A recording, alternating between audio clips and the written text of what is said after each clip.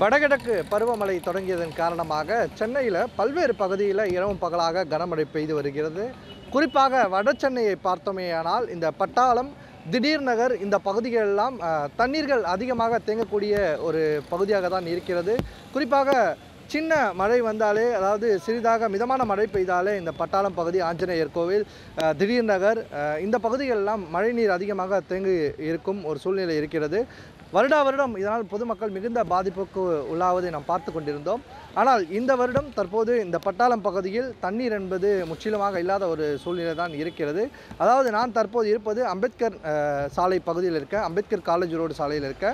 இங்கு தண்ணீர், மழைநீர் நிற்காமல் இருப்பதற்கு கிட்டத்தட்ட 75க்கும் மேற்பட்ட மாநகராட்சி ஊழியர்கள் மற்றும் மெட்ரோ அதிகாரிகள் இணைந்து இங்கே இந்த பணிகளை துரிதமாக மேற்கொண்டு வருகின்றனர். குறிப்பாக 5 உயர் அதிகாரிகள் கொண்ட குழு தலைமையில் இந்த 80 ஊழியர்கள் இங்கு பணியாற்றி கொண்டிருக்காங்க என்று கூறப்படுகிறது.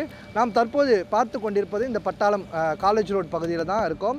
இங்கு இந்த மெட்ரோ அதிகாரிகள் மற்றும் மாநகராட்சி அதிகாரிகள் இணைந்து தண்ணீர்கள் தேங்காதபடிக்கு இங்கிருக்குள்ள கால்வாயை சுத்தம் செய்து வருகிறார்கள்.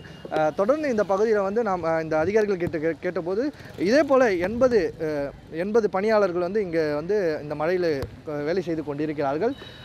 தொடர்ந்து இந்த பகுதியில் 5க்கும் மேற்பட்ட உயர் அதிகாரிகள் கண்காணிப்பில் ஈடுபட்டு வருகிறார்கள். சிறிதாக மழை நீர் எங்கு சேர்ந்தாலும் அந்த மழைநீர் மின் மோட்டார் மூலமாகவும் லாரிகள் கொண்டும் இந்த அடைப்புகள் மற்றும் தண்ணீர்களை வெளியேற்ற உயர் அதிகாரிகள் எங்களுக்கு ஆணையிட்டுள்ளார்கள்.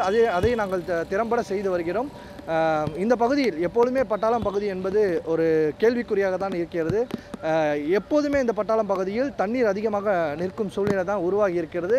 ஆனால் தற்போது இந்த மழைக்கு மிதமான மழை பெய்து கொண்டிருப்பதால் தண்ணீர் நிற்காத சூழல் உருவாகி இருக்கிறது.